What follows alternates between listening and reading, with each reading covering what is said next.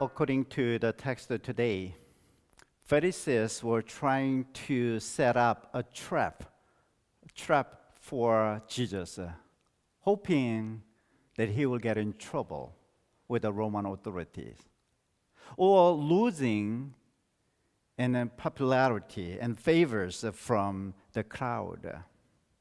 Well, Jesus knew their evil motives and evaded by telling, "Give to Caesar what belongs to Caesar, but to God what belongs to God." Well, as a followers of Jesus Christ, how do we evade trap for us who are living in today's economy? How does our faith shape our economic decisions? Buying, and saving, and giving, and the rest. This morning we will explore the relationship between faith and money through the text of today so that we may become faithful steward of God's money in this world. So that's what we are going to share through the text today. Once I had a neighbor named Ralph. Well, he loved to enjoy the beer after work. And he also loved to share a joke.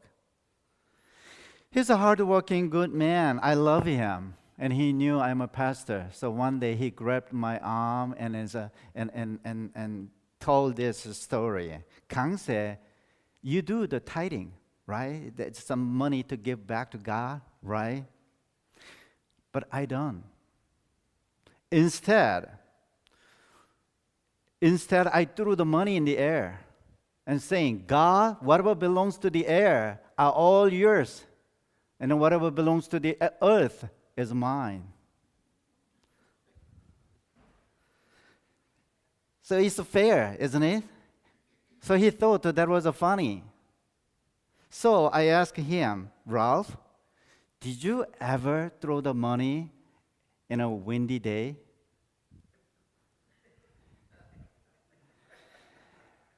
People love to talk about anything. They talk about what they like, what they dislike. They talk about what they believe, what they doubt. They talk about the boss. They talk about the boys or girls. But you know what? What if you ask, how much money do you earn? Or how much do you contribute to the charity? Well, then probably uneasy silence and awkward silence may follow. Or that's not your business may come back. Well, people talk about anything, but not money. So I know I might be in an awkward spot right now. So I really need God's help as I deliver the message this morning. But you know what? Here's a true awkward reality. According to Robert Woodnow, author of God and Mammon in America, 82% of Americans have never discussed their income. And 92% of Americans never discussed their giving to charity. This silence about the finances creates an awkward and frustrating and even ridiculous bottom line for the church. But you know what? Jesus talked about the money a lot. He talked about the money than he did about the heaven. Do you know that? So today's text is one of them. So Pharisees and leaders of the church came to Jesus with a question, not because they want to know the truth, but because they wanted to set a trap for Jesus.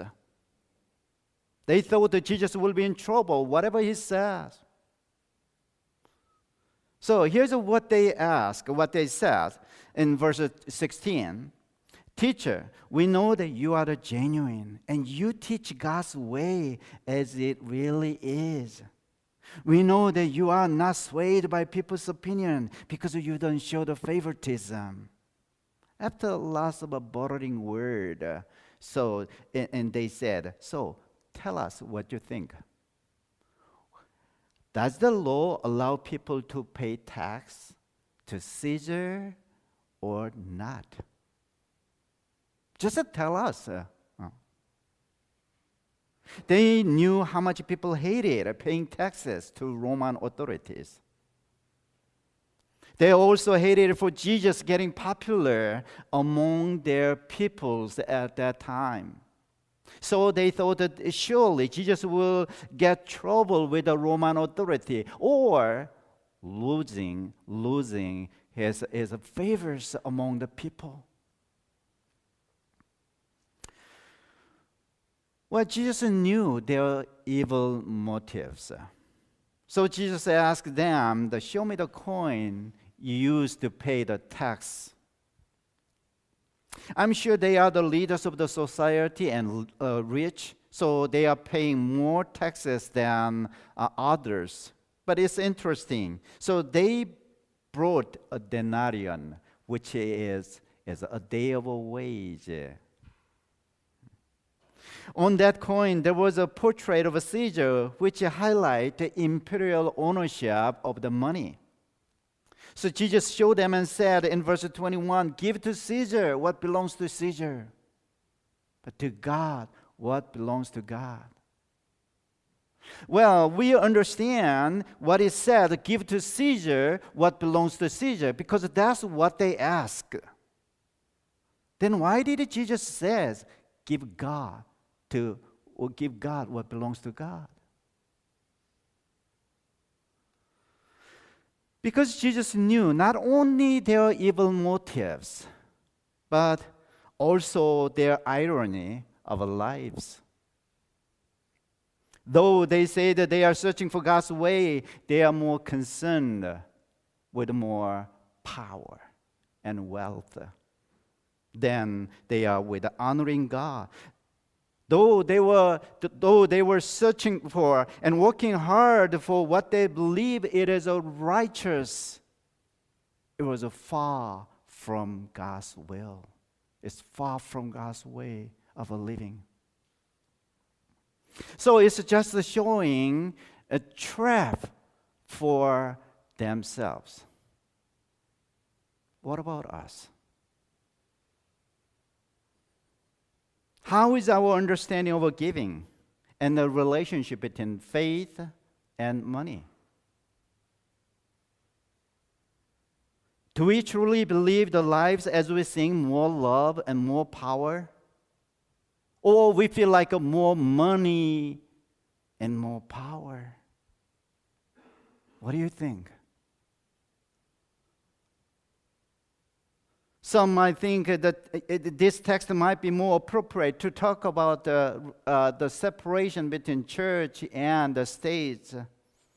Give to Caesar what belongs to God, what belongs to Caesar, but to God what belongs to God.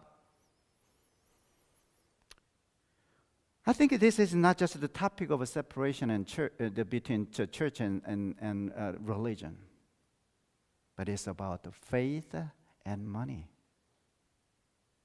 In this society today, money defines us, the rich and the poor. The money categorizes us as big customers, as small customers. Where you live, and how we spend the money, and how we spend our time and resources, and what we do are related with the money, the dollars. Even after internet surfing, you will notice suggested items pop up for shopping when you turn on your computer again. Through the text today, Jesus is telling us our relationship with the money, our relationship to money also illuminate our faith. So how does your faith shape your economic decision? You're buying. your saving and giving and the rest. This morning, Jesus says to us who are living in today's society with a two different understanding and perception about the faith and money, and give to Caesar what belongs to Caesar, but give to God what belongs to God. Does it mean we should not pay anything to the false god like a Caesar? But to God, what belongs to and everything to God? So what do you think? Or does it mean that as we owe to the government something like a taxes, we owe God other things? So what do you think? I don't know about your earning and your saving and your contribution. Yes, that's not my business. That's right. However, I am called to share the invitation of Jesus. Jesus invites us actually and demand us to rethink what we buy and how we spend our time and money. That should be shaped by our confession that God is the one who created all the things in the world, include you and me. So this is showing the monthly giving patterns. Out of a 48 giving unit, we do have a 48 giving unit in our church. So I don't know where you are at, but I know where I am at in this giving pattern. So you don't have to look at others, but your own giving.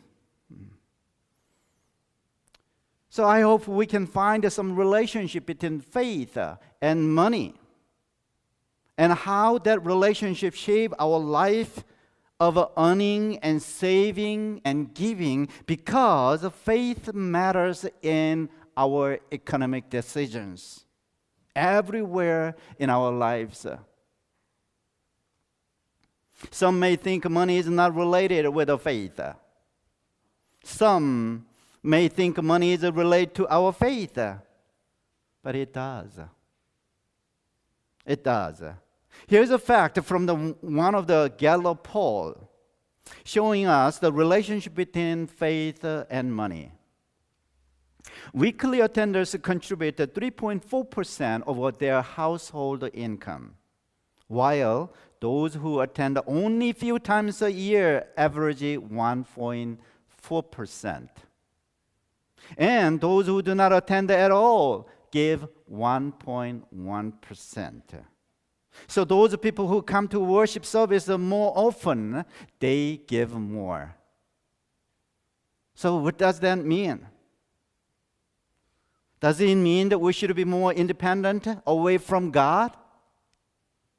Or seek God first in every place, in every areas of our life? So what do you think? And there's another indicator that people who has a faith give more, while Americans who attend the weekly worship service are in a minority. They give 2/3 of all contribution in the entire nations.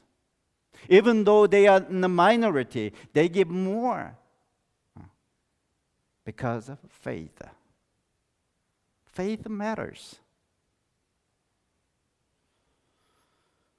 Friends, 1 Timothy 6:10, it says, "For the love of money is the root of all evil."